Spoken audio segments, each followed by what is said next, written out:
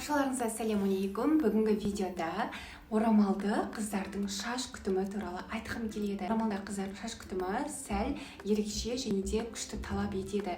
Неге? Күні бойы орамалда жүргеннен кейін, шаш жинаулы болғаннан кейін кейде басқа шаш жабыс қалады. Оны сіздер түсінесіздер ғой.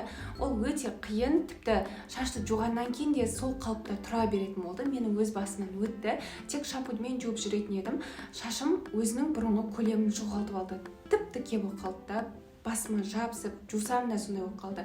Мен оны қатты зерттедім, қатты уайымдадым. Салонға бардым, шаштарашы әпкемен сөйлестім, өзім таныс әпкемен.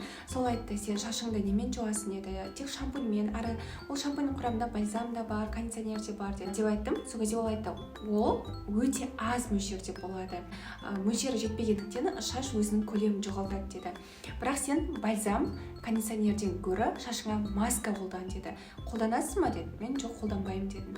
Маска ал деді. Кез келген маска емес, бір масканы аласың деп өзінің маскасын ұсынды. Тек соны ал деді. Соны алдым. Бірінші рет қолдандым. Ол көлемнен маска ғой. Эффект бірінші рет қолданғаннан болды. Шашым бұрынғы көлемін қайтаданды ғой. Әдем болып, тура көлем әдемі болып тұрды. Мен қатты қуандым.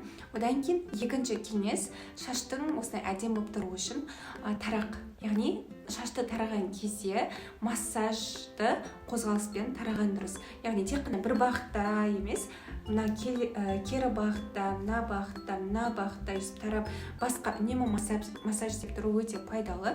Яғни басқа қан жүгіріп тұру қажет. Шаштарыңызға осы екі кеңесті қолданып жасайтын болсаңыздар, шаштарыңыз сіздерге рахмет айтады. Қыздар, мен осы масканы қолданып жатырмын. Видеода айтқан құрамында витаминдер өте көп, боялған шаштарға арналған. Мына жерде қолдану көрсеткіштері жазылған, орыс тілінде оқып алыңыздар, жарай ма? Осы шашыма өте жақсы эффект берді. Келесі тарақтан мен мынандай тарақ қолданамын. Арты осындай ашық болатын, шаштар жинап алуға ыңғайлы, және де тіс желері өте жұмсақ.